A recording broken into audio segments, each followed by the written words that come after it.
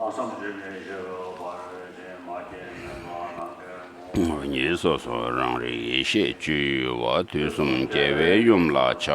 is a homage to the mother of all the Buddhas, the perfection of wisdom, the perfection which is beyond words, inconceivable, inexpressible, unproduced, unobstructed in the nature of space, the object domain of the self-aware wisdom.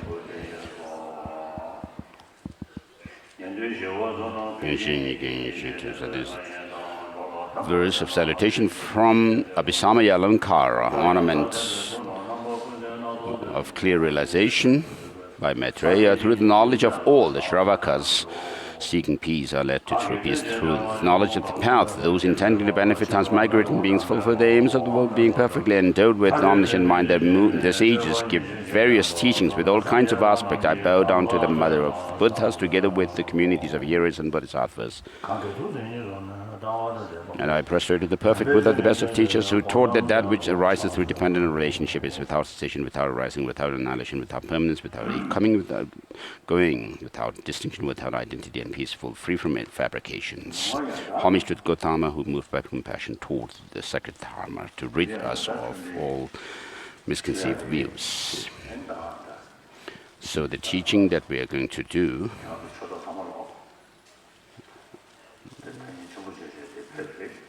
since all of you, my Dharma brothers and sisters, have come here, taking pains, going through hardships, and enthusiastic come here.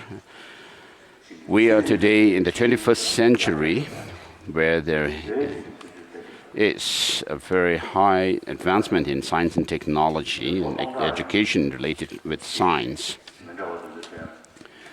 And the religious traditions which have existed for over 1,000 years. Amongst them, there are those which are based mainly on faith, without much philosophical explanation. And this also helps many beings. For some people, it's beneficial when they are able to keep faith alone, because the religious traditions teach how to help others and not hurt or cause harm to others. And then when you pose questions why such and such things are taught, and then we find in the Indian tradition there are answers given. And it's been for over 300,000 to 400,000 years.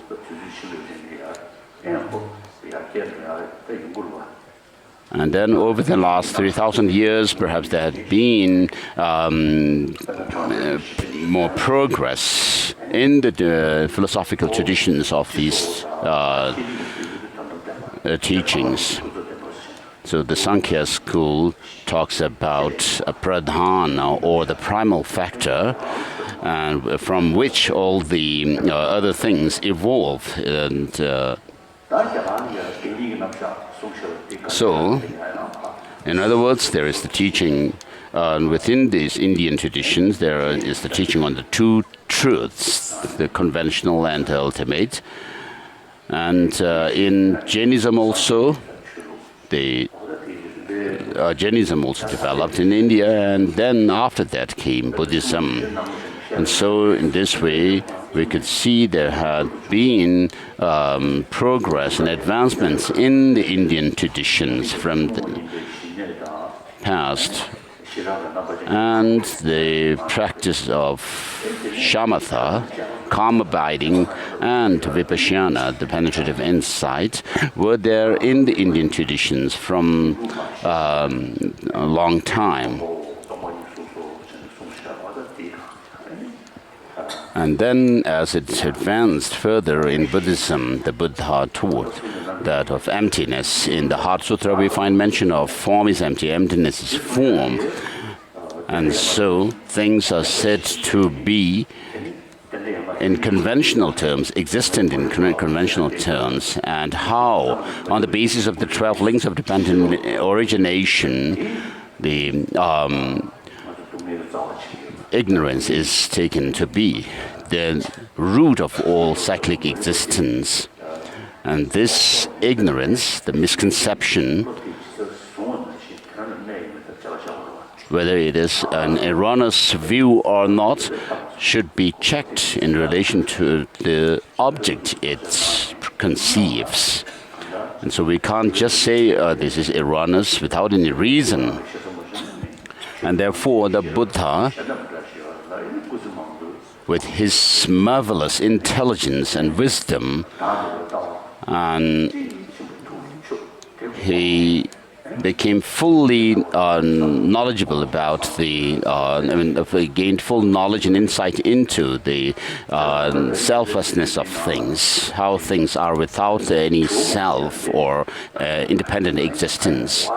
And therefore, today, when there are lots of questions that arise in people's mind as to why and how the different teachings were given, and therefore we need to have a thorough explanation.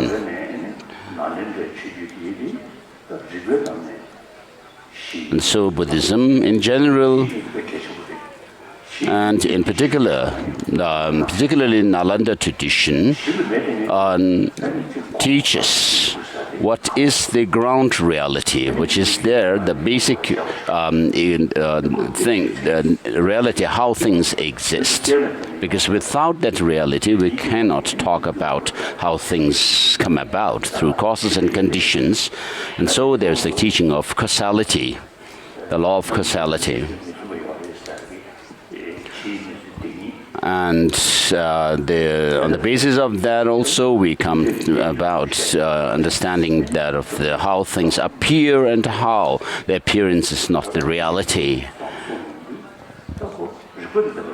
And so it becomes, such a teaching becomes reasonable, based on reason, and the more you delve into such teaching, the greater your conviction will be.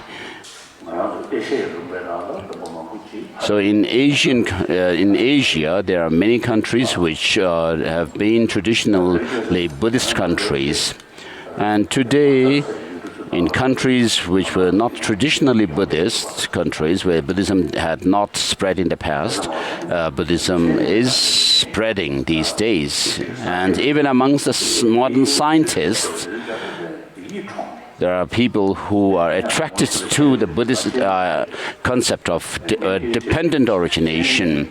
And I asked one of my scientist friends whether this concept of dependent origination is found in science or not. The person said no. But today, in the recent times, this person told me that this the concept of dependent origination has actually pushed itself into the scientific world, and now it has found a chair amongst the scientists, this scientific world. And so with regard to dependent origination, in Rinpoche's Gongpa Rapsel, there is the mention of the dependent origination in terms of causality, and then dependence in terms of parts and whole, and then ultimately that things are merely nominally existent and designated. And so these are the three levels of understanding the dependent origination. As I said yesterday also, things have no objective existence is even said in quantum physics. So someone who has quite a good understanding of quantum physics at that level, if you go further, not just being satisfied with the Chittamatra view, but we could go on to the understanding of the Madhyamakas, the Madhyamaka view, saying that things are merely nominally existent. And so if you actually logically check how things exist, that's the way it exists. that there's no other way but nominally designated that things are. And so Buddhism, and this particularly the Nalan tradition, is something which can go and side by side with modern science. And of course, the other religious traditions also are beneficial to so many people around the world.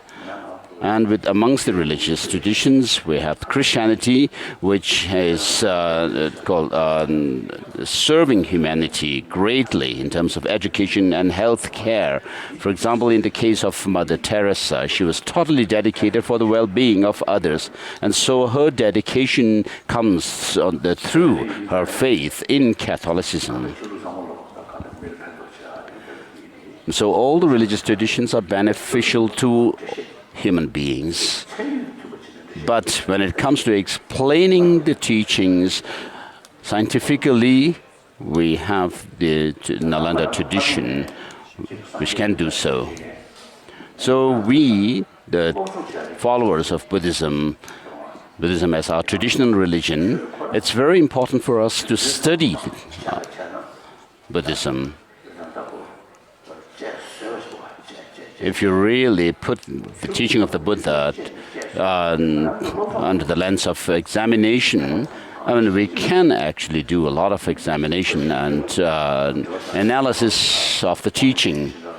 And when we study the Prajnaparamita on the basis of the ornament of clear realization, then, of course, in Haribhadra's commentary on Abhisamaya Alankara, it says, it mentions two types of followers. One who are of dull faculty, following the Dharma on the basis of faith, and the other on the basis of reason, those of sharp faculty. Now, in order to practice the Dharma, we need to actually know how to go about with the practice from the foundation, building the foundation, and then the walls and so forth, the roofs. So just as we would construct a house with a firm foundation, and then the walls come up, and the pillars and so forth, and then the roof. So in the similar way, we should practice the Dharma. So the object or the goal of Buddhism is nirvana. In other words, the true cessation, the ultimate the cessation is nirvana. And so with regard to nirvana, there is nirvana, which is a mere freedom from the mental afflictions. And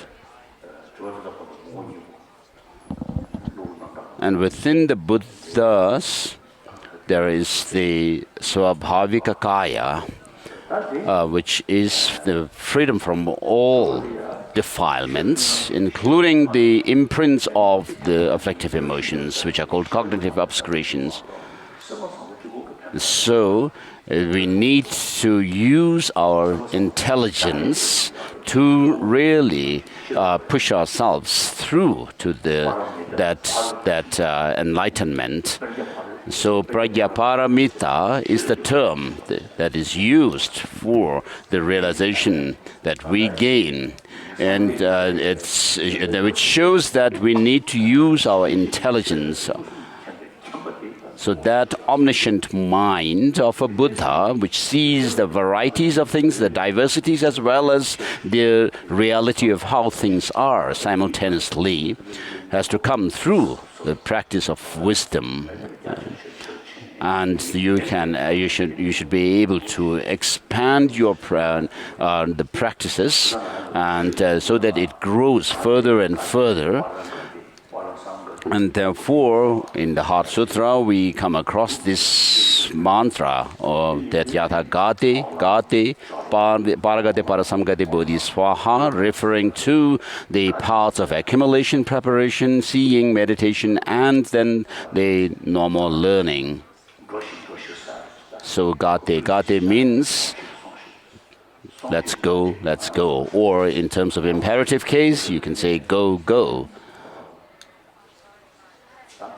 So, as a human person, when you are able to generate a genuine sense of wishing to be free from samsara, and that genuine sense of renunciation, or the wish to be free from samsara to reach nirvana, is the path of accumulation generally. And then in terms of the bodhisattva path, when you have the genuine experience of bodhicitta, that's the Mahayana path of the bodhisattva path of accumulation. And then the second gati refers to the path of preparation, which is reached when you develop this experiential insight into the emptiness through that of a meditation, through the power of meditation. And then as you develop further and further, your dualistic appearance to the mind will become thinner and thinner. And then you reach the stage where you see emptiness directly.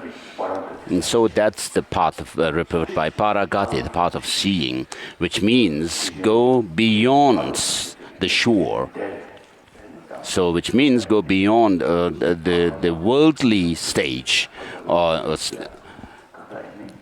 the transcendent stage.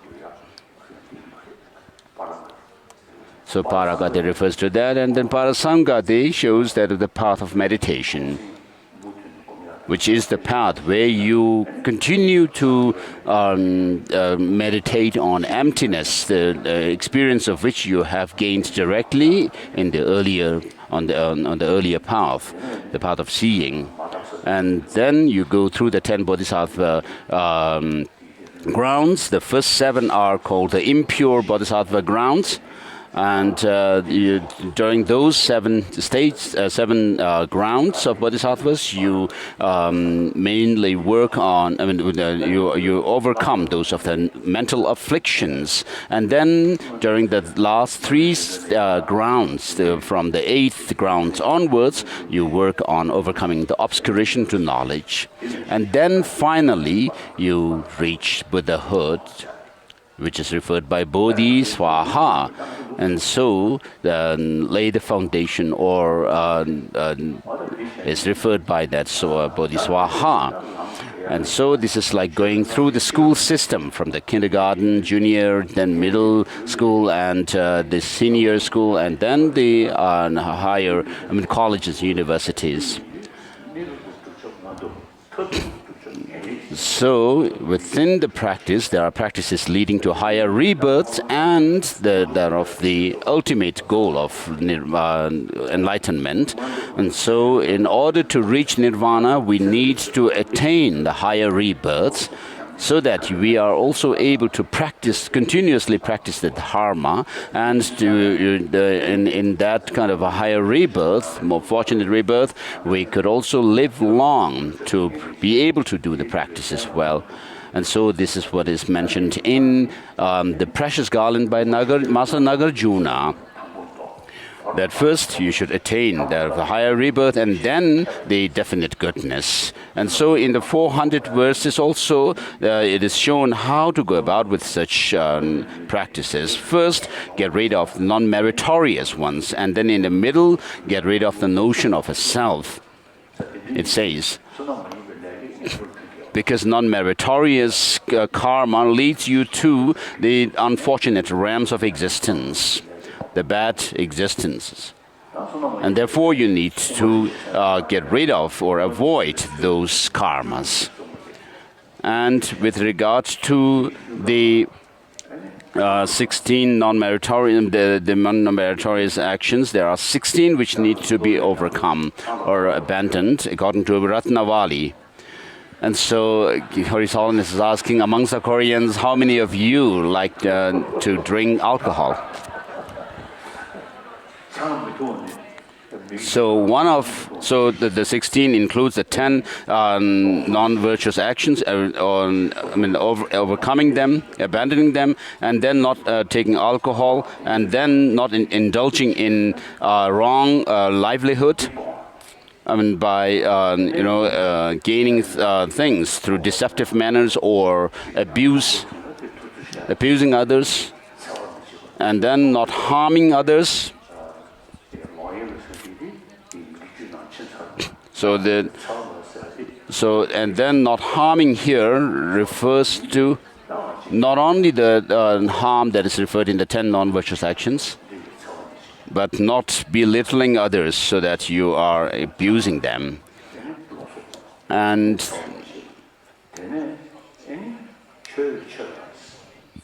then honoring those who are honorable or object of veneration, so with respect.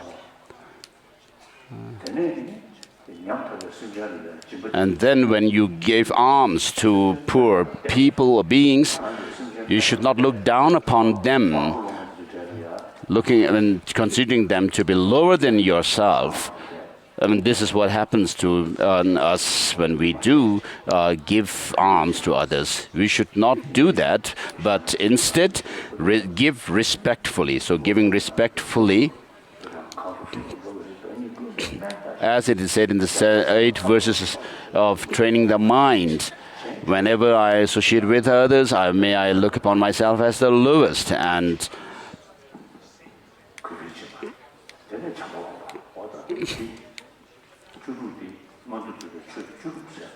so these are the 16 causes or factors leading to higher rebirths mentioned in precious garland of Nagarjuna. And then in the middle, it says overcome those in the second line of the 400 verses. It says in the middle, get rid of the notion of a self. So in order to practice the higher views, we need to have morality as the basis. And with regard to morality, there are the vows taken that are taken by the lay practitioners, as well as and those are taken by the monastics.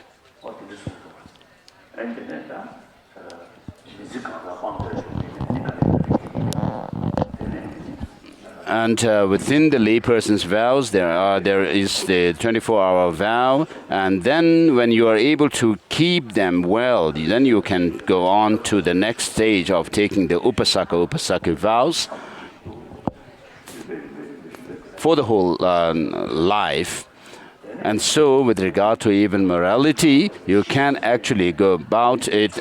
Go through stages. And then on the basis of morality, you can do that of the concentration, single-pointed concentration, meditation. So with regard to developing the calm abiding, in the stages of meditation by Kamaleshila, the middle book, it mentions those of the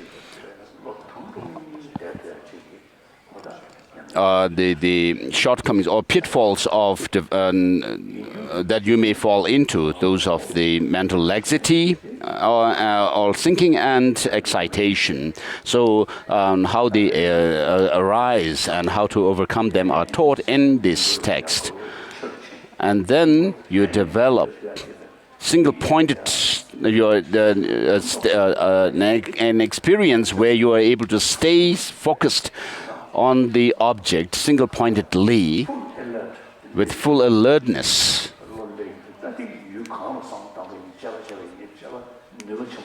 And when you develop that, then you have a very powerful mind which can be used to investigate the nature of things, whatever object you may choose to investigate or analyze. And then, on the basis of that single-pointed concentration, you could actually develop that of the special insight. And within the special insight there, you could mainly focus on that of the selflessness of things. And so there are different, of course, explanations, interpretations with regard to selflessness, according to the different philosophical schools. But the best philosophical view of selflessness is found in the Master Nagarjuna's tradition. The more you delve and examine and analyze, you can actually do so.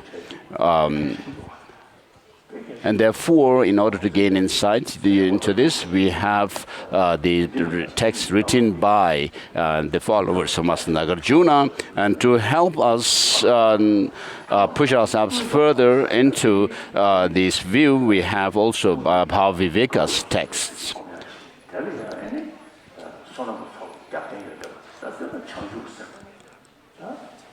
And then the third line of the 400 verses says, finally, destroy all views. And so, when you are able to couple it with that of the view of selflessness or emptiness, with that of the bodhicitta, you are able to tread along the path to reach that ultimate goal of enlightenment. And so, bodhicitta, there's no other greater factor or principle than bodhicitta to accumulate merit and overcome or purify our negativities. And so, for the practice of bodhicitta, this altruistic spirit of enlightenment, we have the greatest text, which is the greatest text for that is the Guide to Bodhisattva Way of Life. And His Holiness was asking if this text exists in Korean translation. So, in 1967, I received teaching on it, and it has helped me to transform myself. And this has come in connection, combined with that of the Mula Madhyamaka Karika by Nagarjuna.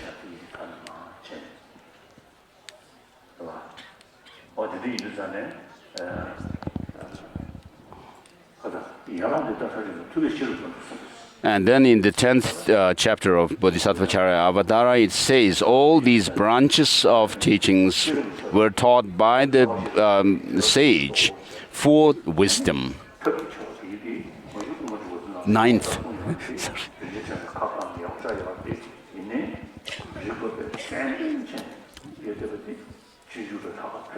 So for developing bodhicitta, based on through reasoning, the best is found in that of Bodhisattvacharya Avatara.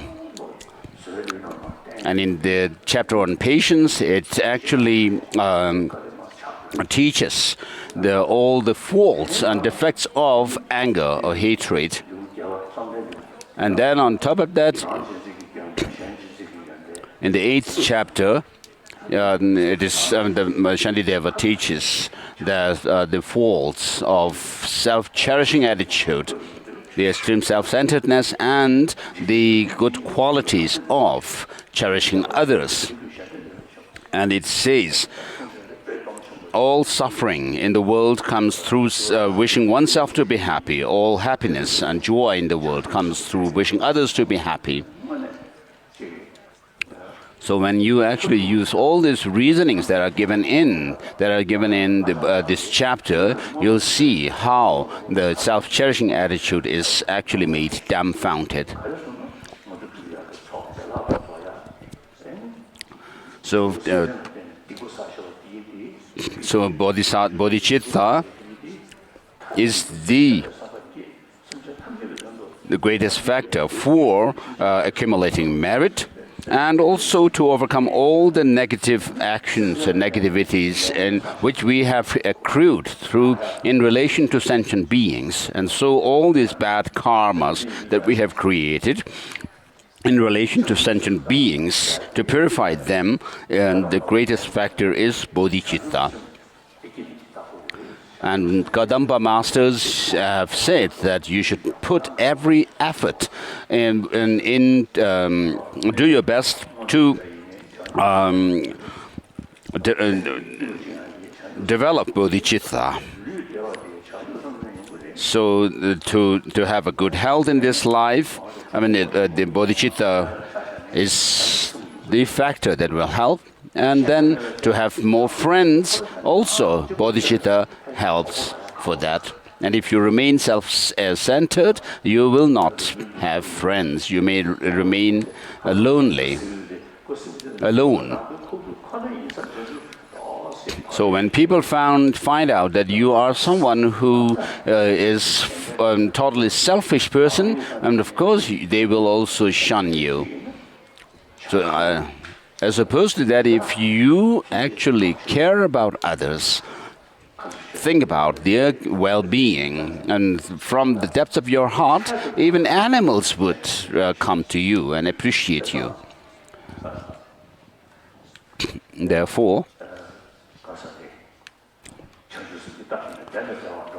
by riding the horse of bodhicitta, which leads you from joy to joy or bliss to bliss,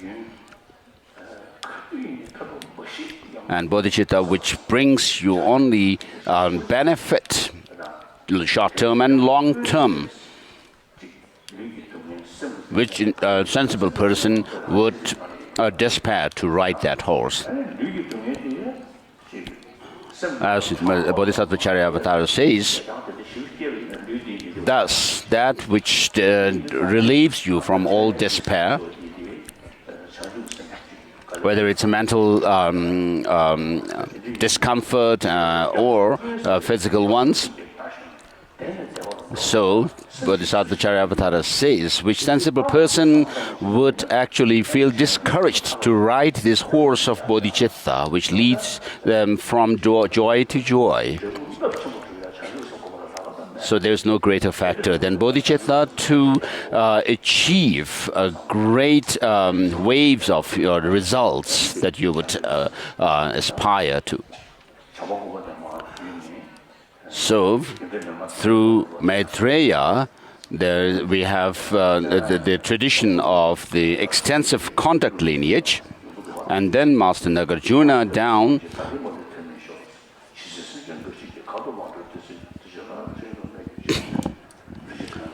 And Master Nagarjuna also mentions in the Ratnavali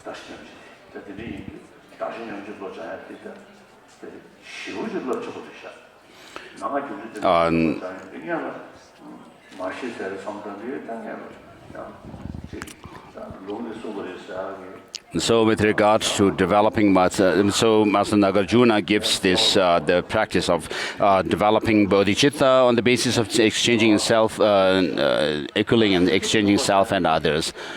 Whereas when we follow that of the tradition of developing bodhicitta on the basis of the 6 courses and 7 results, it becomes a slightly more difficult.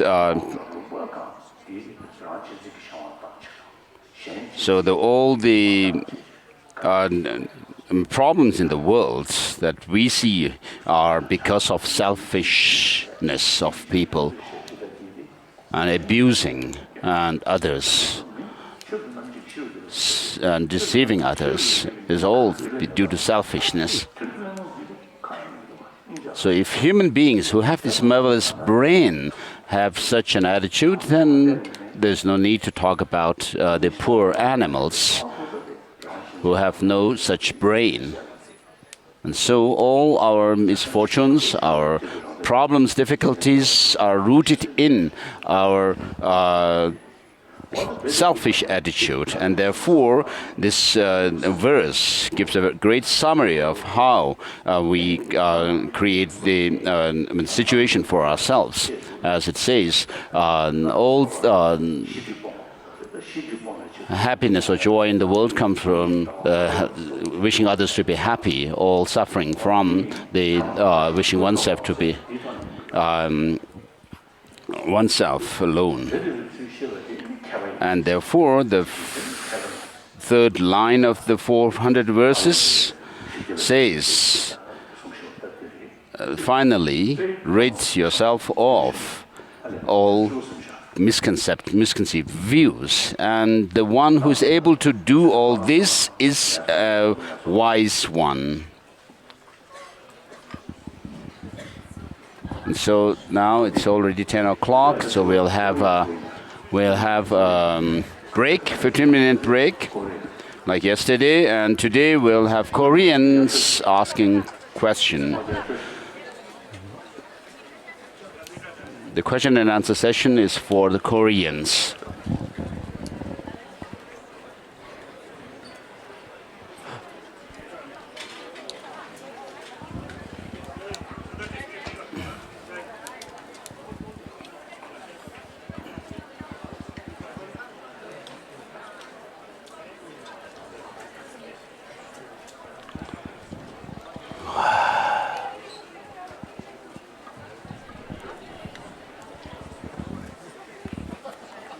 Disluta.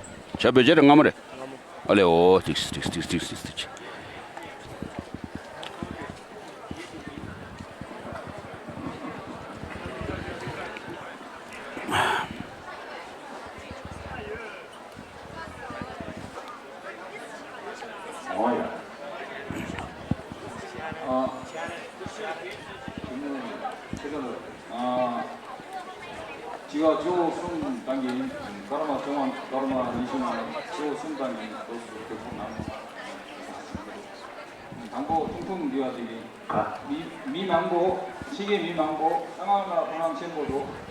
So many foreigners take interest in Tantra, thinking that it is the quick path, swift path to enlightenment, and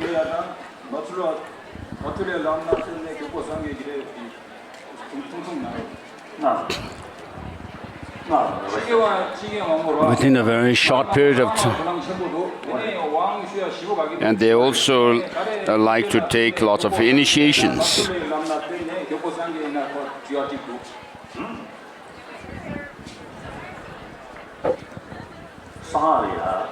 So with regard to Tantra, or secret mantrayana, in Tibet,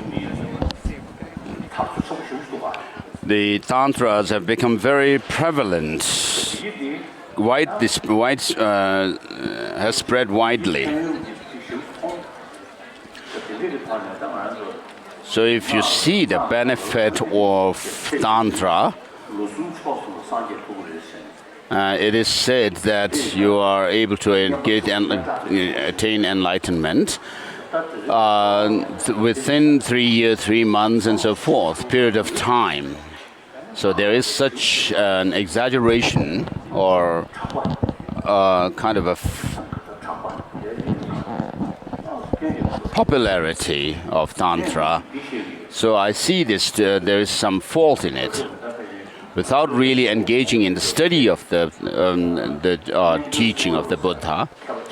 So I usually say that according to Nyengun Sungrapa, one of a great Tibetan master, he makes a division of the teaching of the Buddha into the general structure teaching of the Buddha and then the specialized teachings. And so the Sutrayana comes within the first category. So in sutras we find mention of the Buddha, of the audience consisting of humans, gods, asuras, and so forth.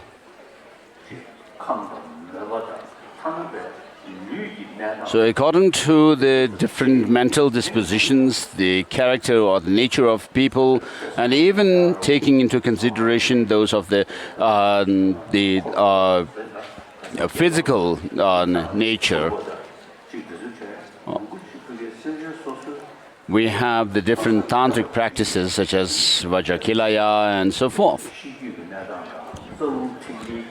which have to do with the practitioner's the physiological structure and so forth, and those of the vital drops, channels, wind energies, and so forth of the practitioners. And so Tantra is meant for, tailored for specific disciples. And then we have the visions of the Buddhas and so forth to some practitioner, and those practitioners have passed down these practices to their disciples. So we need to understand that in order to be able to practice Tantra well, you really need to study the teaching of the Buddha, and without the understanding of emptiness, you cannot do tantric practice at all. Because right from in the beginning of tantric practice, in order to for yourself to generate yourself into deity, you need to do meditation on emptiness. So Tantra has become quite widespread in Tibet, but people have not gone into the, done thorough study of the teaching of the Buddha. Ladel. Next question.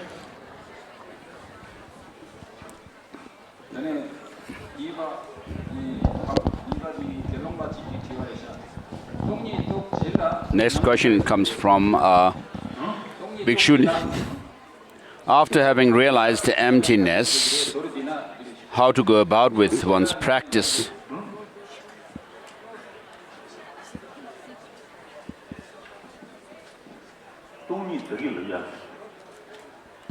As I explained earlier, with regard to emptiness, for someone who is of sharp faculty, before even entering the path of accumulation, you need to have insight into emptiness, realization of emptiness. And in a commentary on Abhisamaya there is mention of wisdom focusing on enlightenment, and with compassion focusing on sentient beings. And so your practice of bodhicitta must be coupled with that of emptiness, view of emptiness. And so, when you understand emptiness, what you see is the possibility of enlightenment that you can attain, that you will be able to attain that of enlightenment. And with that understanding and realization, then you will be able to develop that of the bodhicitta. Without understanding of bodhicitta, you will not know what enlightenment is. And without knowing what enlightenment is, you will not have the aspiration to reach there.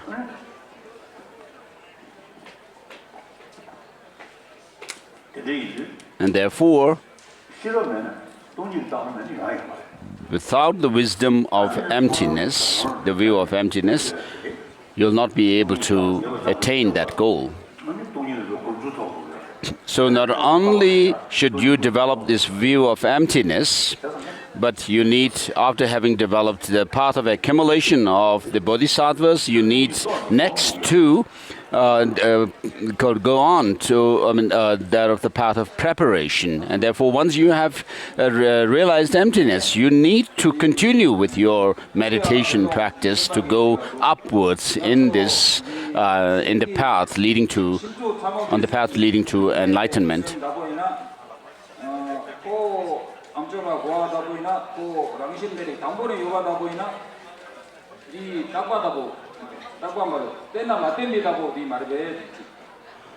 So if we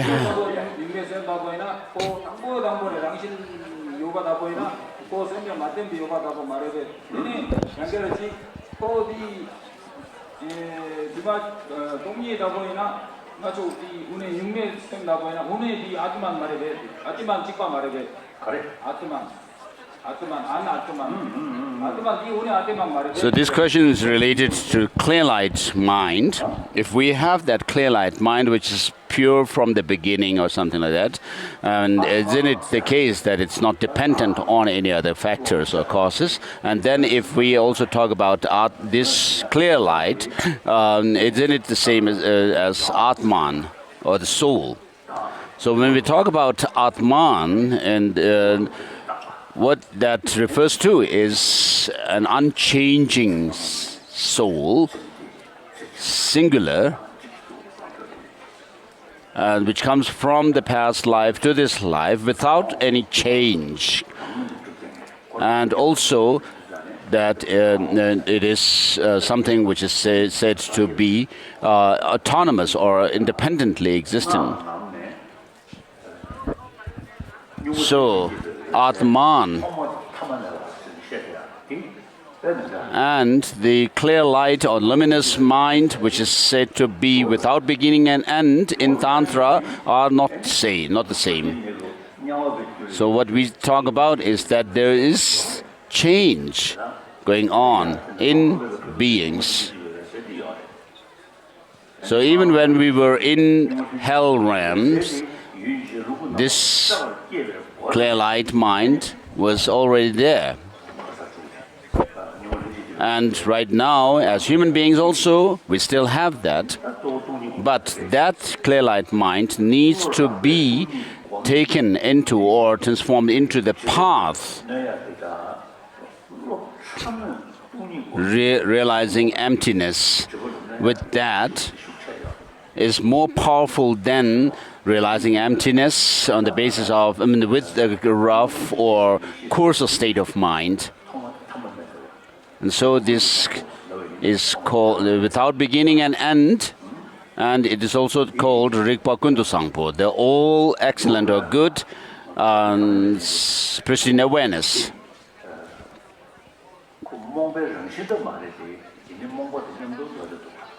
Although we have this luminous mind, although it's not ignorance as such, but it is.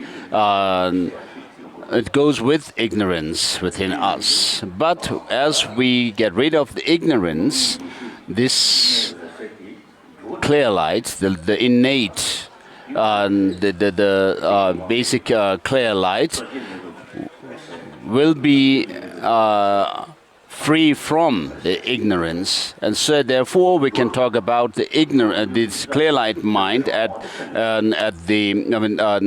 while we are sentient beings full of called ignorance and so forth, and then also this innate clear light mind within the practitioners who have reached the path. Attained the different paths, and then ultimately the Buddha's mind. And so we can talk about the clear light mind in these different phases. And within consciousness, there are those of the coarse consciousness and the subtle consciousness. The sensory perceptions, sensory consciousness are coarse. And then within the mental consciousness, the mental consciousness at the time of sleep, dreaming, and then called fainting states are subtler. And then at the time of dying, we have the clear light of dying, which is the subtle, innate clear light. And there is also mention of the 4 empty states. And the 4th one is called all empty states.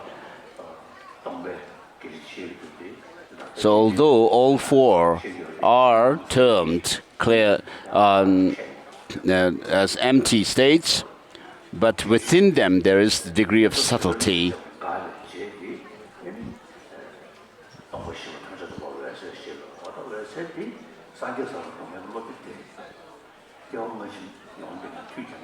So the clear light mind that we actually refer to, which actually goes up to Buddhahood, is that state of clear light which arises in us after the cessation of those of the blackish near attainment, together with its vehicle or the subtle prana.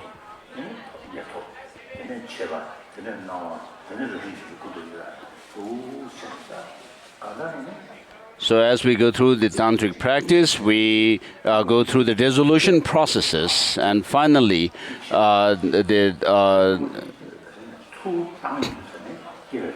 we come to that state.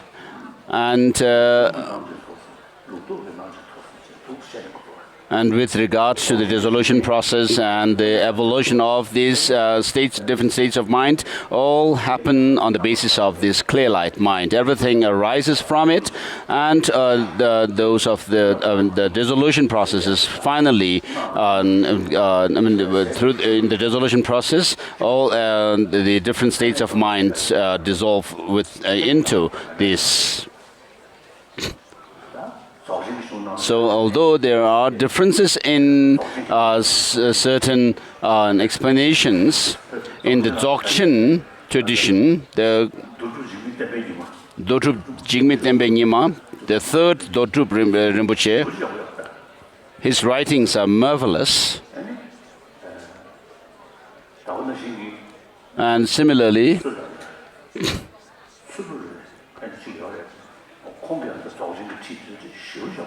either it's Tsulu or somebody else, their writing on Dzogchen is marvelous.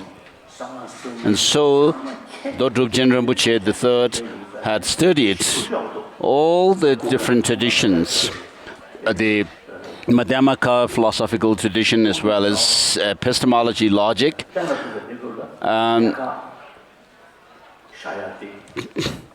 So when we actually establish emptiness through reasoning, it is said that emptiness is non-affirming negative, whereas when it comes to actually practice, applying that in practice, then it's a non-affirming negative. Because in tantric practice,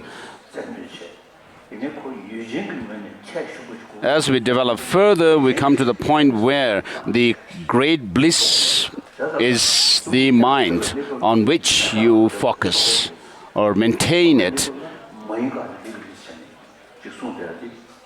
So there is some reason to say these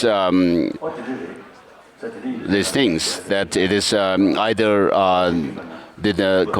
emptiness is that of the non-affirming or the affirming negative.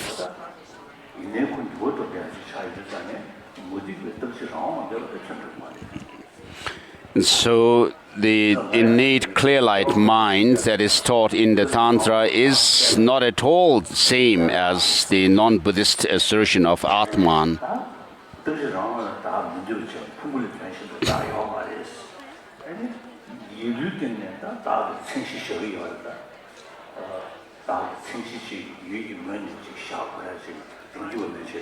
So the Savatantrika Madhyamakas down, they actually point at something from amongst the aggregates as being that of the person or the being.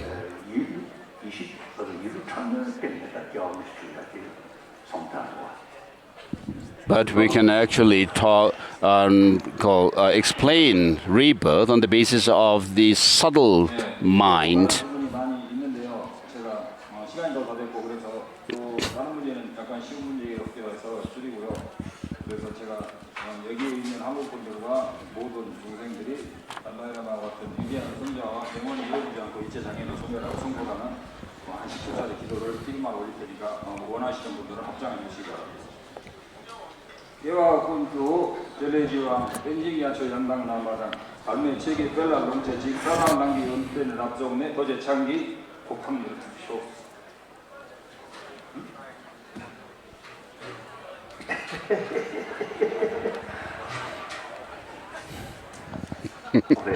So he made a prayer to be able to be led by His Holiness, the perfect teacher from life after life, and reach that of the state of Vajradhara. By enjoying the Dharma. So when I give statue of Buddha, Shakyamuni, I usually tell people that for Buddhists, Buddha is our founder. And one aspect of the Buddha is someone who is a logician. With regard to quantum physics, the concept was already taught by him when he taught that, for example, the Buddha taught the Chitmatra view, which rejects any objective external existence. A friend of mine, Indian nuclear physicist, Raja Ramana, whom I knew, told me about 20 years ago, perhaps. So in the West, it is considered some kind of a new knowledge, whereas in India, the concept of quantum physics was already there 2,000 years ago. And so the Buddha, you can see, is a logician or a thinker. And then, as I quoted this verse, O monks and scholars, just as gold is tested by burning, cutting and polishing, likewise, you should examine my teaching and then accept it, not because you have devotion or faith in me. And so from this aspect, we can see, I tell people that we can see the Buddha was an ancient Indian scientist. So what is emphasized is investigation and analysis into things without and within. And therefore, the Buddha taught that of the concept of dependent origination, and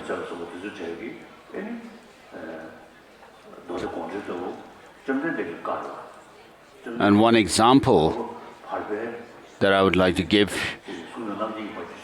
with regard to investigation of the teaching of the Buddha is that Master Nagarjuna and his followers have actually analyzed the teaching of the Buddha and taught that some of the teachings given by the Buddha himself cannot be taken literally, because they were given to certain specific disciples who were not able to take literally the teaching of the perfection of wisdom discourse, where it says everything is without any inherent or self-characterized existence.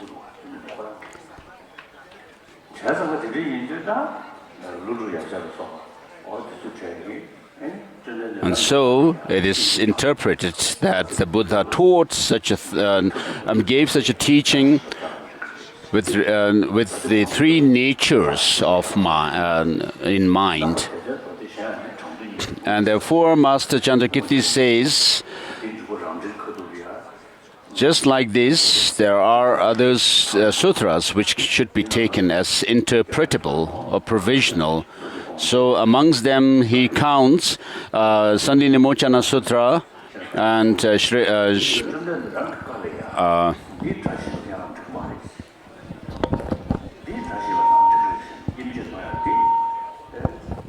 whose is it?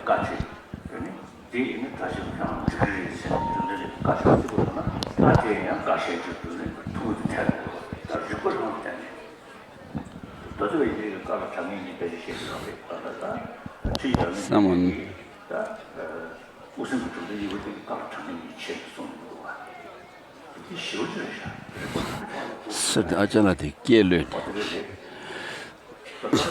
Do you hear me? Okay.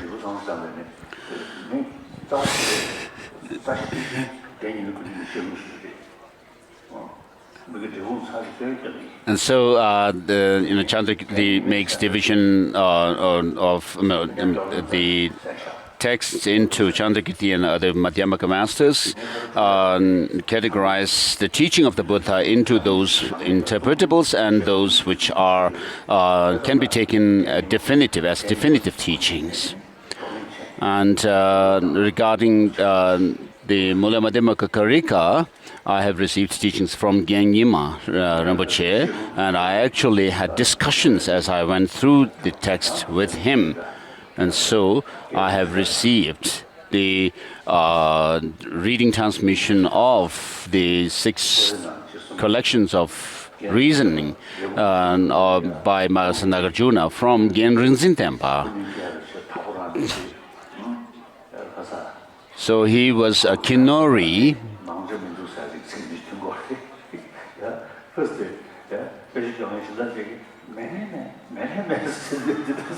So because of his Kenori accent, people hear him differently. Some, when he says something, some hear that there was a tea offering in the monastery. Some hear like, let it be, even if that doesn't exist. I mean, the people hear what he says differently. So in other words, he's only saying that he has received these kind of oral transmissions from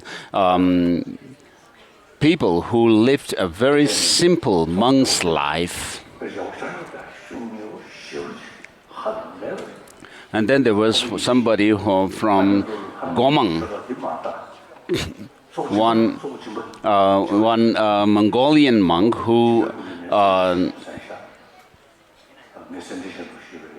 I received the transmission of Golden Garland, which is a commentary by Master Tsongkhapa on Abhisamaya Alankara, and from Genrinzin Temple, who has received it from Sokpo Jinpa, Mongolian monk or Geshe Jinpa.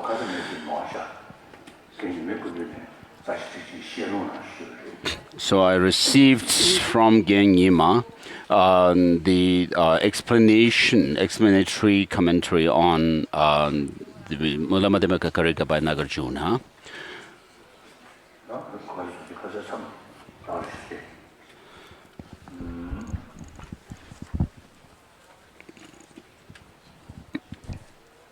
So His Holiness was correcting himself from what he had said yesterday with regard to this.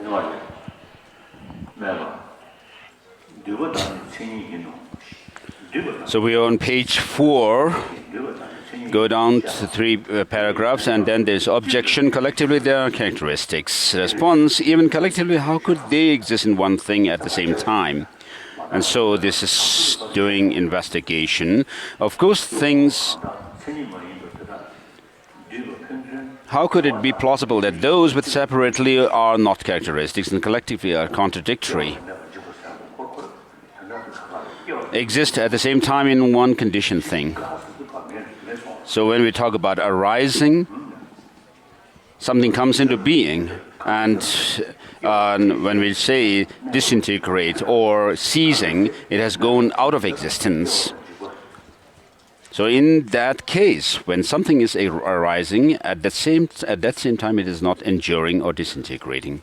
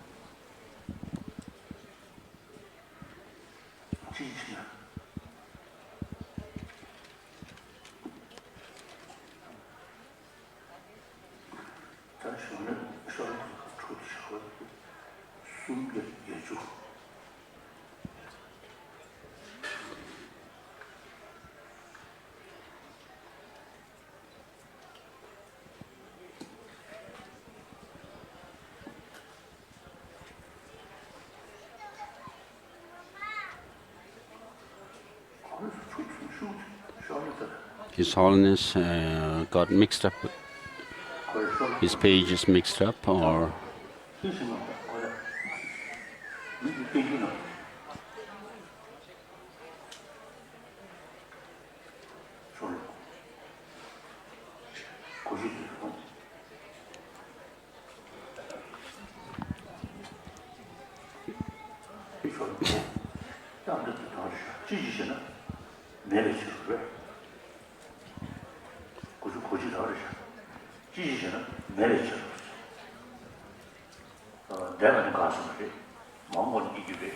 so the past has already ceased and the future is not yet to come.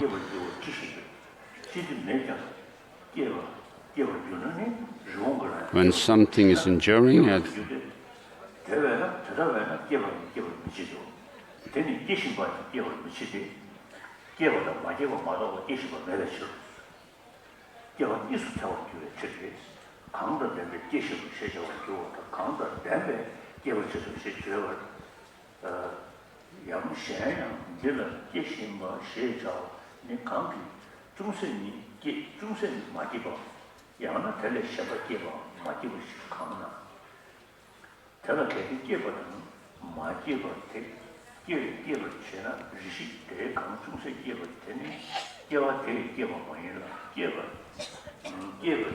lost.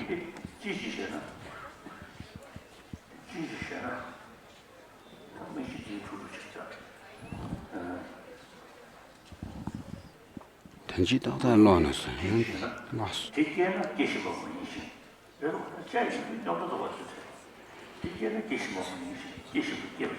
So consequently, it is not tenable that arising, enduring, disintegrating exist individually as characteristics of conditioned phenomena, since it is said that they arise simultaneously, and because those who know the reality of phenomena claim that arising, enduring, and disintegrating occur simultaneously, it is not tenable for them to individual characteristics. They serve together as characteristics and so forth.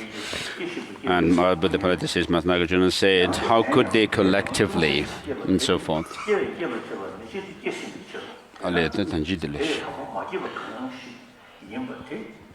So even collectively, how could they exist in one thing at the same time? How could it be possible that those which separately are not characteristics and collectively are contradictory exist at the same time in one conditioned thing? In that case, when something is arising at the same time, it is not enduring or disintegrating. When something is not enduring, at the same time, it is not arising or disintegrating. When something is disintegrating, at the same time, it is not arising or enduring. Therefore, it is not tenable that arising, enduring, and disintegrating are the characteristics of conditioned phenomena, either separately or collectively. Because characteristics are not tenable, conditioned phenomena do not exist.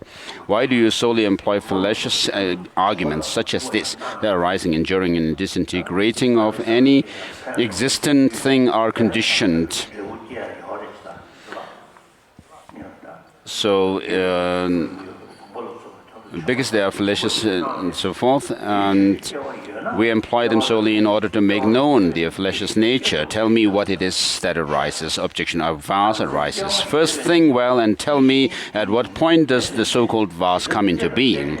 When it has not arisen, something called a vase is impossible. When it is arisen, it is called a vase, and it possesses the three characteristics because a vase is a conditioned phenomena, and that at the same time, arising is a characteristic of the vase. And response, but how could this, on page 5, how could this be tenable? What use is there for that which already exists to arise again? What use would characteristics be for something which already possesses characteristics? But if you think that which is not a vase arises, and having arisen it becomes a vase, then that also is illogical. Is that which is not a vase something which arises?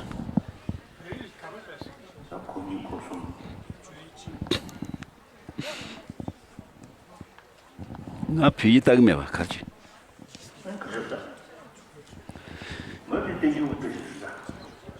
Page 141, 42 더 봤다.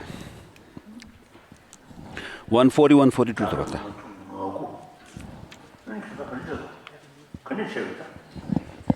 디마르티 탭디날 41, 141 더 봤다.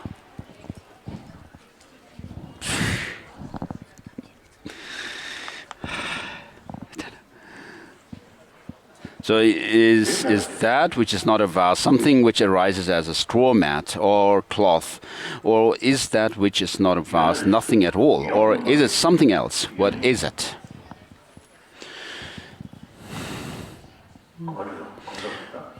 In that regard, first, if it were a straw mat or cloth that rises, then having arisen as that, now would it become a vase? But if that which is not a vase were nothing at all, how would that which is nothing at all arise? So I'll just take a rest and find the page for me. That's all it's saying.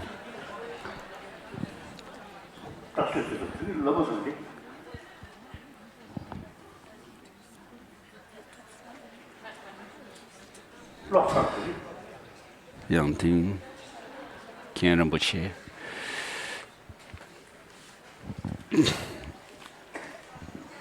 Young Rinpoche seems to have given some page to His Holiness, and His Holiness said he has already read it. So the more the confusion in the pages, the more rest I get.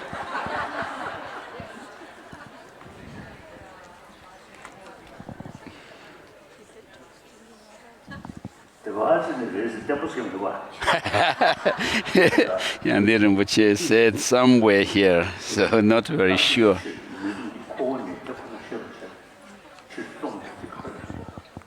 The copy in the guys got in low shut.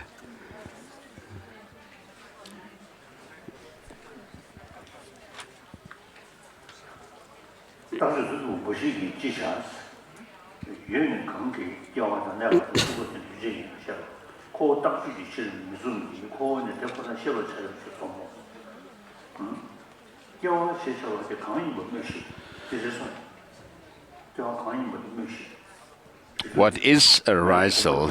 Tell me.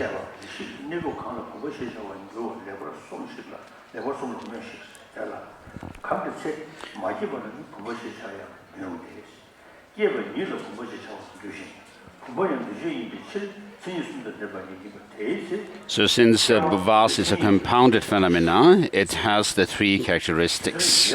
As such, arising, enduring, and disintegrating are merely worldly designations.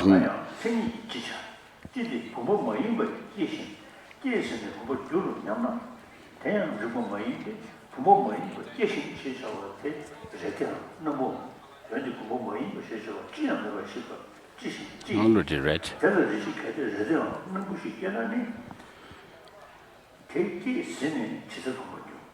In that regard, first, second, third paragraph on page 5, if it were a straw mat or cloth that arises, then having arisen as that, how would it become a vase? But if that which is not a vase were nothing at all, how would that which is nothing at all arise? But if it were to arise, then why wouldn't even a rabbit with horns arise? Therefore, so-called arising is not tenable. So when you do this kind of analysis into things, to say that things have, when you say things have some core existence, and through your analysis, you actually dismantle it, and therefore, without doing any kind of critical analysis into how things are, we should be able to say things exist. And it is said that the meditative equipoise of an Arya being's cognition would be a cause for the destruction of compounded or entities. And so Master Chandrakirti says that when you analyze things through the sevenfold reasoning, nothing whatever could be found. But then we should be able to still say that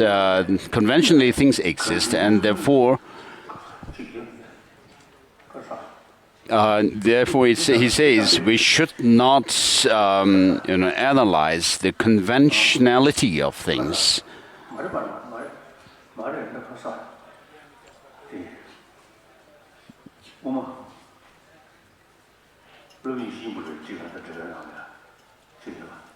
So, Jnana Garba or somebody has, Indian master Jnana Garba or somebody has said, where it says you should, so this should not be analyzed. Things appear to have some objective existence, and therefore that is how things exist, and this should not be analyzed.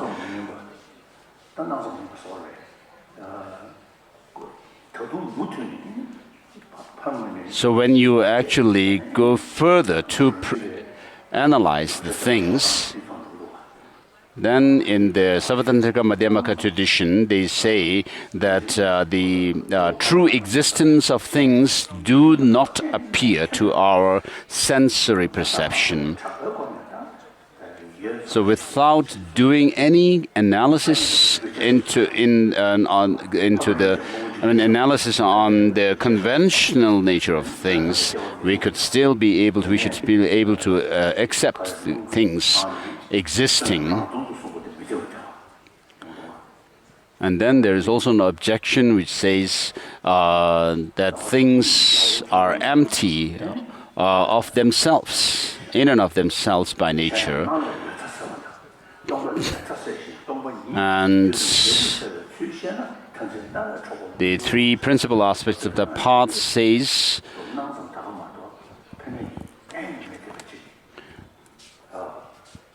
the appearance is dispelling that of the extreme of existence, and emptiness dispelling the extreme of nihilism.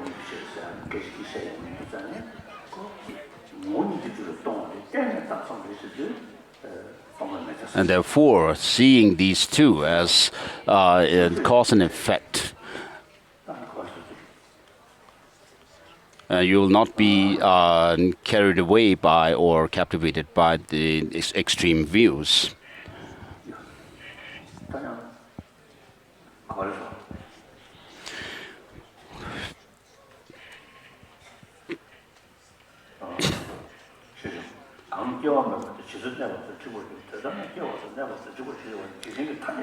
If so, arising does not exist, how could it be tenable to state? Whatever arises is a conditioned phenomenon. How could something which does not arise endure or disintegrate? As such, arising, enduring, and disintegrating are merely worldly designations. Moreover, if arising, enduring, and disintegrating have other characteristics of conditioned phenomena, there would be an infinite regress. If not, they would not be conditioned phenomena. Arising, enduring, disintegrating are taught to be the characteristics of conditioned phenomena. But do they also have other characteristics of conditioned phenomena or not? First, if they had other characteristics of conditioned phenomena, then it follows there would be an infinite regress, for also arising would have the characteristic of arising and other characteristics, and those characteristics would have other characteristics. Since there would be an infinite regress, this is unacceptable. But if you think that such an infinite regress is not appropriate, for they have no other characteristics of conditioned phenomena, then in that case they would not be conditioned phenomena,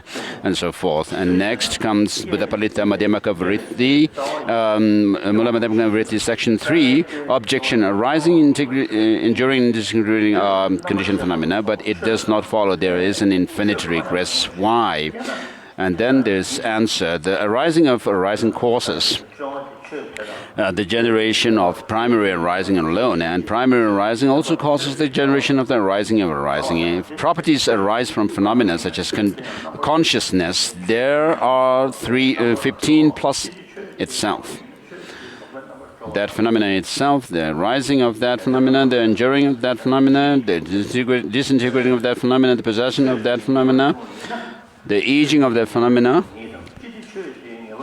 And here, if that phenomena were white or virtuous, then that phenomena would be liberation. Or if that phenomena were black or non-virtuous, then it would be the false liberation of that phenomena. So too, if that phenomena were renunciation, it would be the renunciation of that phenomena. But if that phenomena were non-renunciation, then non-renunciation of that phenomena would be generated.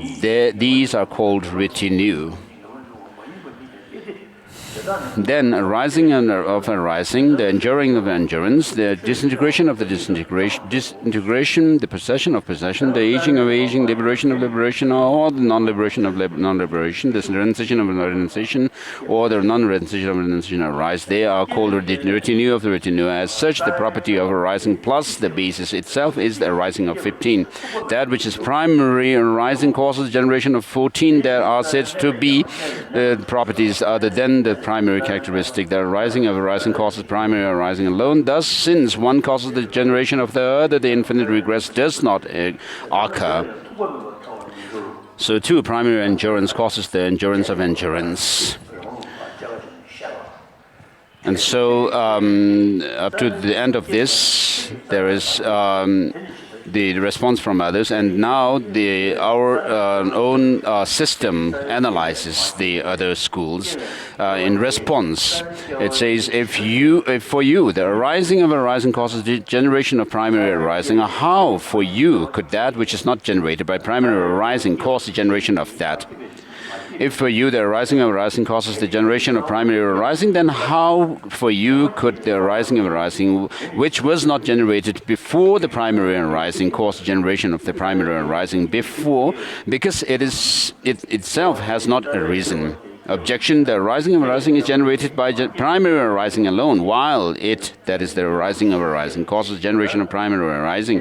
It is not that which does not cause the generation of it. Response: if for you primary causes, primary arising generates primary arising through that being generated, then how could it cause the generation of that through primary arising not being generated? If for you primary arising causes generation of primary arising through the arising of arising being generated, then how could the arising of arising cause the generation of the arising of arising through primary arising not being generated? Thus, for you, one depends on the other, but in this context, it is never permissible that one depends on the other. Objection: the arising that now arises causes generation of the arising of arising, but that which has not yet arisen does not. Response: if for you that now arising and not yet arisen has caused, can cause the generation of that, then you would have to accept it generates that.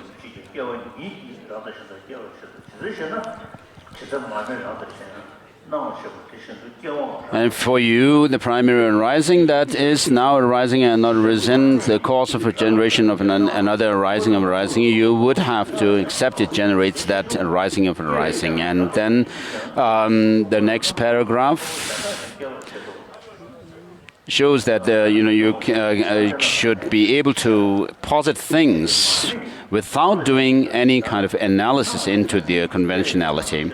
And then the objection says, though generation is not caused by another arising, arising itself causes generation of itself and others. How? Just as lamplight illuminates itself and other things, so too arising causes generation of itself and also other things.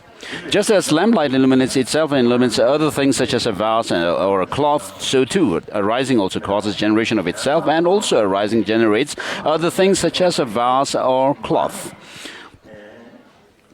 Response: if lamplight were to illuminate itself and other things, then you would have to accept that arising also causes the generation of itself and the other things, just as lamplight illuminates itself and other things. But lamplight does not illuminate itself and other things. Why? Here the master says, there is no darkness in lamplight or where it exists. So the lamplight does not have darkness, so how could it brighten the darkness it doesn't have? Here, that which illuminates, that which is not illuminated is something to be illuminated. and something is not illuminated due to being obscured by darkness, but a lamp devoid of illumination due to that lamplight being obscured by darkness does not exist. Also, it is not reasonable to say it illuminates others, for there is no darkness in other places where lamplight exists, because darkness does not exist there. A lack of illumination does not exist there. But if it does not illuminate itself or others, what does lamplight illuminate? Please respond. Objection. Illuminates since it eliminates darkness. So this commentary also is very difficult to read through, and my eyes are not very clear, and the time seems to be stuck somewhere.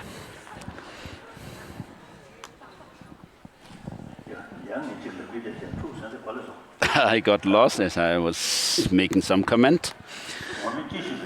Here, the lamplight not arising illuminates, since it eliminates darkness and illuminates. That is because it is said that which eliminates darkness is lamplight, and it illuminates both itself and other things. It has also been said there is no darkness in lamplight or where it exists. Therefore, because lamplight now arising eliminates darkness, therefore darkness does not exist with respect to the lamplight itself or other things. It is that which illuminates, because for it darkness does not exist. Thus, lamplight illuminates itself and others states, because it eliminates darkness. And just as the lamplight illuminates itself and others, so too it is correct to say that arising causes the generation of itself and other things. Tell me, respondents, tell me how lamplight now arising eliminates darkness. For then lamplight is now arising. When lamplight is now arising, it does not contact darkness. How could lamplight now arising eliminates darkness? When lamplight is now arising, it does not contact darkness, because it is impossible that lamplight and darkness exist in the same place. Therefore, how could lamplight now arising eliminate darkness, since it does not contact darkness? If lamplight were to eliminate darkness without contacting it, then all the darkness enduring in the world would be eliminated by its presence. But if lamplight were to eliminate darkness without contacting it, in that case, then all the darkness enduring in the world would be eliminated by the presence of this lamplight. But since all darkness is the same in not making contact with this lamplight, how could a difference arise between it eliminating some darkness and it not eliminating darkness? Moreover, if lamplight illuminates itself and other things, then darkness would also undoubtedly obscure itself and other things, since lamplight exists as an antithesis to darkness. Then, if lamplight illuminates itself and other things, it follows that darkness would also undoubtedly obscure itself and other things. However, darkness does not obscure itself and other things. If it were to obscure itself and others, then darkness itself would not be observed in just the same way others are not observed. So with regard to the arising of the thing in the moment cannot be posited as well. If darkness is not observed, things would always be illuminated. But since things are not always illuminated, therefore darkness does not obscure both itself and other things. That being so, then since lamplight, which counters darkness, does not illuminate itself and other things, so too, like lamplight, it is not correct to declare that arising also generates itself and other things. So, moreover, if arising causes generation of itself, and then either that it already arisen or that not yet arisen would cause generation of itself, but neither are tenable. In what way? The Master says, since that which arises has not yet arisen, how could it generate itself? Since that which arises has not yet arisen and does not exist, how could it cause the generation of itself? Again, what thing that is not yet arisen and does not yet exist causes the generation of itself? But if a non-existent thing generated a non-existent thing, then even a horn of a rabbit would cause the generation of itself, but it does not cause the generation of itself. That being so, that which arises has, but has not yet arisen, does not cause the generation of itself. But if you think that which is arising generates itself through having it arisen, then the master says, but if that which has arisen causes generation of itself, what will be generated if it has already arisen?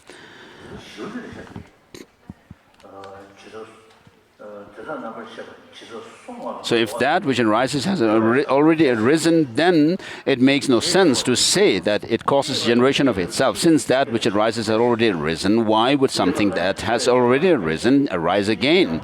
In that case, it is also untenable to say that which has arisen does not cause generation of itself, and that which arises causes generation of another.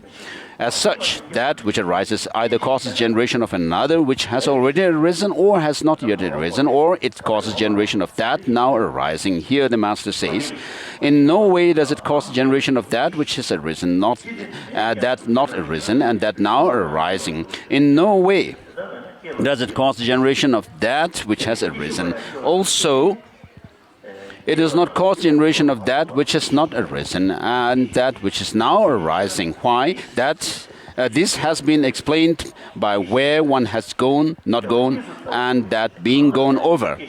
As it was said that there is no going where one has gone, because the action of going has already passed. So too, because of the action of arising has already passed,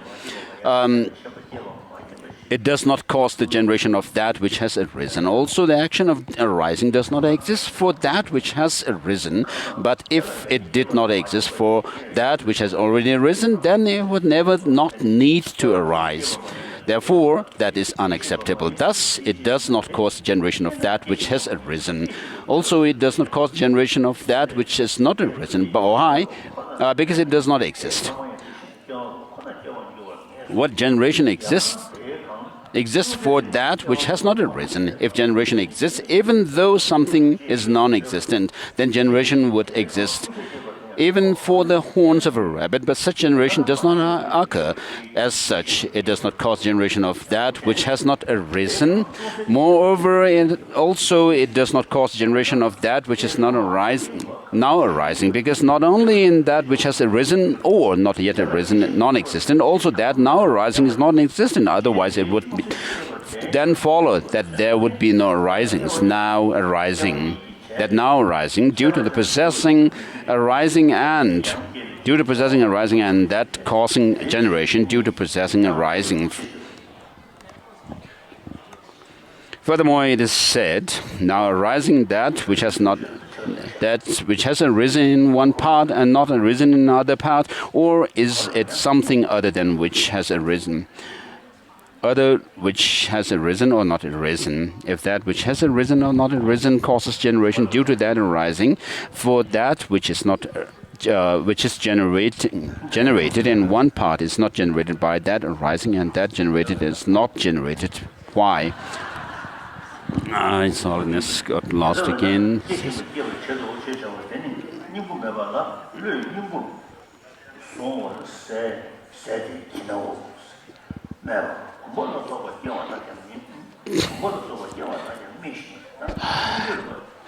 So the objection on page 10, since vases and so on arise are observed, and since vases and so on that are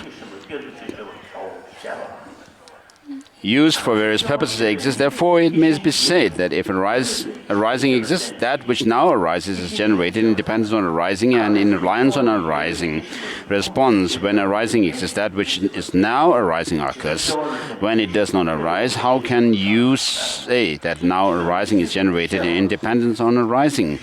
When arising exists, that which is now arising occurs. But when it does not exist and it is impossible, how can you say that now arising is generated in dependence on arising? Objection: how is that impossible? Response: first, how could cloth be that which now arises in dependence on that which arises? The cloth itself is now arising. If cloth that is in the process of now arising is cloth, what use would there be to say that now arising is generated independent on that arising? That is not tenable, because there would be no difference between both that which has arisen and now arising. Therefore, that now arising is not cloth. Objection: first, that which has arisen is cloth, and for as long as it is not analyzed, then for that long, that which now arises is generated in dependence on that which has arisen. Response: that is true, but how will that which is now arising that had arisen in something which is not cloth become cloth?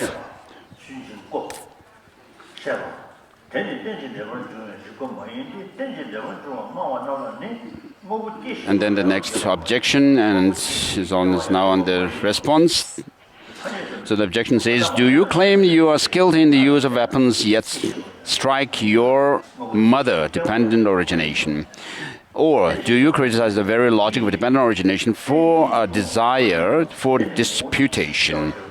Response: this is not the logic of dependent origination. For those who advocate dependent origination, things that are now arising do not exist, and the arising of things that are now arising does not exist. This is precisely the meaning of dependent origination, because that which is dependent and originates is free of intrinsic nature. Both that which is dependent, pratitya, and that which is that which originates is free of.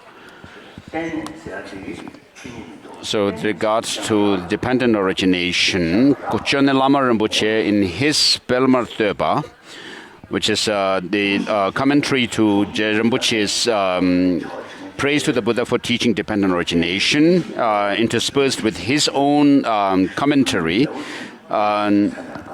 he says that dependent origination is the king of reasoning.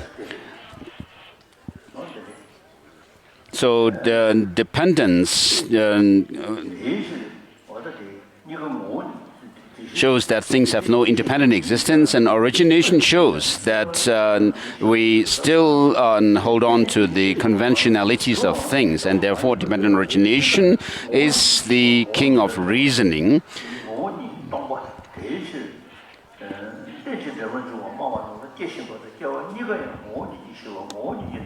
Devoid of intrinsic and empty of intrinsic nature. Therefore, that now arising and arising also are free of intrinsic nature. Thus, because both that which is dependent and that which originates are free from intrinsic nature, devoid of intrinsic nature, empty of intrinsic nature. Therefore, for those who advocate dependent origination, for that now arising and itself are free of intrinsic nature, devoid of intrinsic nature, empty of intrinsic nature. How then could it be possible to say those two, which are empty of intrinsic nature, generate that now arising independence, arising itself? Objection: action is initiated in dependence on causes and conditions, because until a thing has arisen, for that long it is actively generated.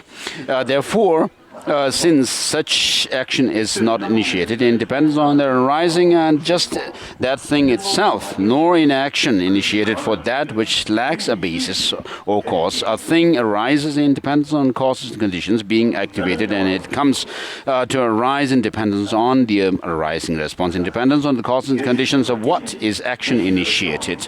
Objection: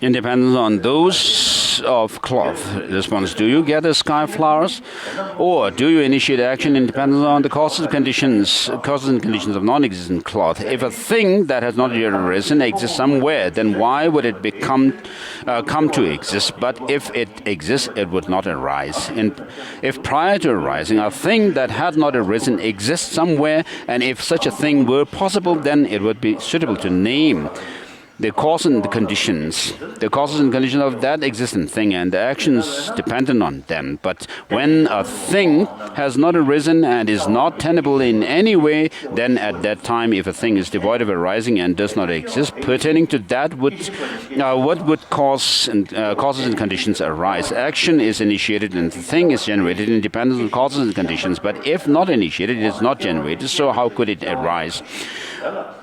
When it does not arise anywhere, how could it come to arise in dependence on that which arises? That being so, the view of those who advocate dependent origination, that both what is now arising and arising itself are free of intrinsic nature. Moreover, if this arising causes generation of that now arising, what arising causes generation of that arising. If this arising causes generation of another now arising, then what arising causes generation of that arising. But if you think that another arising causes generation of it, then the Master says, if another arising causes generation of it, and infinite regress would ensue. If another arising causes the generation of this now arising, then in that case an infinite regress would ensue. Also, since the generated by another and that also being generated by another would reveal an endless process, it is unacceptable. But if you think that generating another arises solely without arising, then the Master explains. But if something arises without another arising, then everything would arise in that way.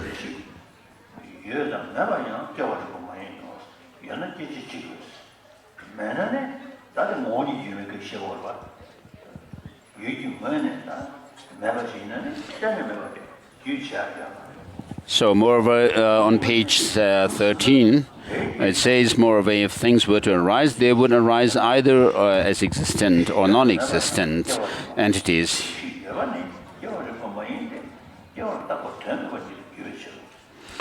It is not logical an existent or non-existent thing arise. Now it is logical. It is not logical that an existent thing arises because it is pointless to consider that it arises. What use is it for something that already exists to arise again? Also, it is not logical for a non-existent thing to arise. Why? Because it is non-existent. What use is it for it to arise? But if a non-existent thing were to arise, then the horns of a rabbit would also arise. Fault would arise for those whose faults have been eradicated. Therefore, this is unacceptable. That being so, it is not logical that non-existent things arise. But if you think something that is both existent and non-existent arises, then nor also that both existent and non-existent, nor also it is logical that something both existent and non-existent arise. In what way? This was explained earlier. Previously it was said it is not logical that an existent or non-existent thing arise. Both existent and non-existent existence are refuted by the previous refutation, since these two follow each other. Further, it was already taught in the first chapter that any type of arising regarding that which is existent, non-existent, or both existent and non-existent is inappropriate. Where was that? When no phenomena, whether existent, non-existent, nor existent nor non-existent are established, how could that which establishes them be called a cause? If that were so, it would be illogical. Moreover, for a thing now ceasing, arising is not tenable. Here you state, it causes generation of thing now arising. Therefore, a thing that is now arising also comes to cease.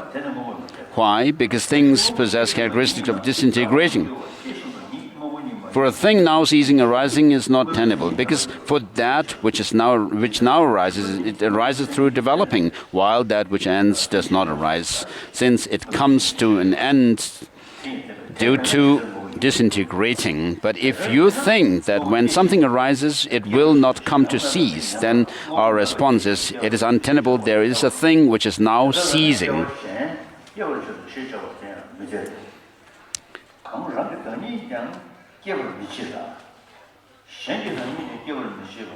If a thing now arising did not cease, that now arising would not be a thing. Why is that? Because it would not have the characteristic of a thing. Thus, since disintegration is taught to be a characteristic of a thing, if a thing lacks disintegration, how could that thing exist? If that is so, then the statement, it causes generation of a thing that is now arising would fail, and it follows that it would also cause generation of a non-existent thing that is now arising. That being so, also to say it causes generation of another since it arises is untenable. But now how could that which does not arise, the generation of itself, cause the generation of another? Thus arising does not exist. Endurance exists. Further, since it is not tenable that things have not arisen. Also, arising is fully established response. If things endure, does that which has endured endure? Does that which has not endured endure? Or does that which is now enduring endure? In that regard, a thing that has endured does not cause endurance. A thing that has endured, not endured, does not cause endurance. Also, that now enduring does not cause endurance. First, a thing that has endured does not cause endurance. What use would there be for that which has already endured to endure again? It follows that endurance would be twofold: that which endures due to possessing endurance, and that causing endurance due to possessing endurance. If that were so, then the one who endures also would be twofold, but that is unacceptable. Also, a thing that has not endured does not cause endurance. Why? Because the two, that which has endured and that which has not endured, is incompatible. Also, now that enduring does not cause endurance, because that now enduring, that is separate from that which has endured, and that which has not endured is impossible.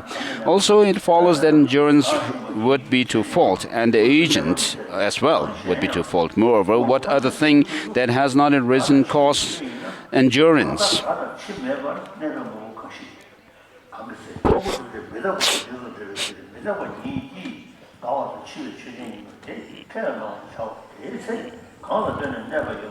So we are on page 15.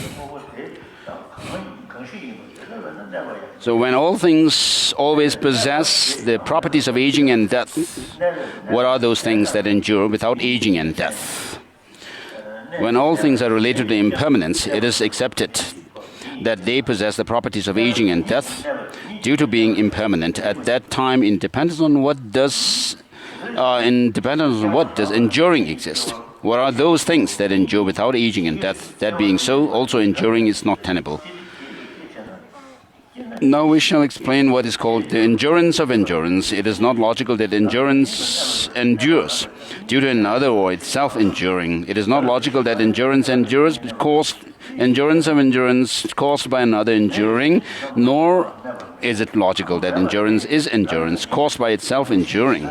In what way? Just as a rising is not generated by itself or another. It was previously said, since that which arises has not arisen, now how could it generate itself? But if that which has arisen causes generation of itself, what will be generated if it has already arisen? So too also, endurance is either endurance caused by itself, not enduring, or an endurance cause. It is endurance caused by itself enduring. In that regard, first, it is not endurance caused by itself, not enduring. Why? Because it does not exist. As such, endurance is untenable for that which has not endured. How could that which does not exist cause its endurance? But if it does not cause endurance, even the horn of a rabbit itself would cause its own endurance, but this is unacceptable. Hence, it is not endurance caused by itself, not enduring.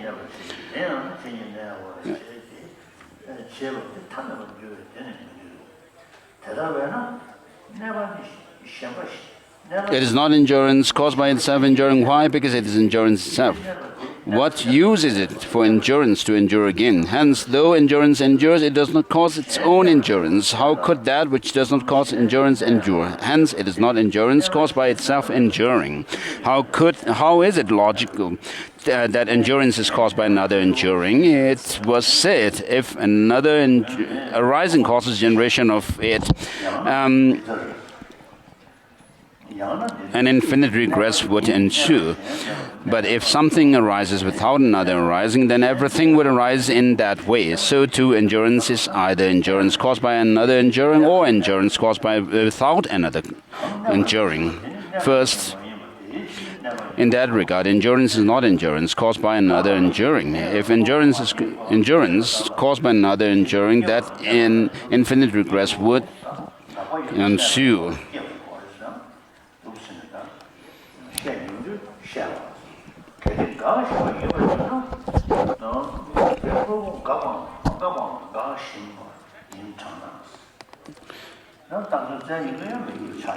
So objection on page 16 says cessation exists. And also arising and enduring are fully established, since it is untenable that things have not arisen and do not endure. So if something is said to cease, it should also have arisen and endured.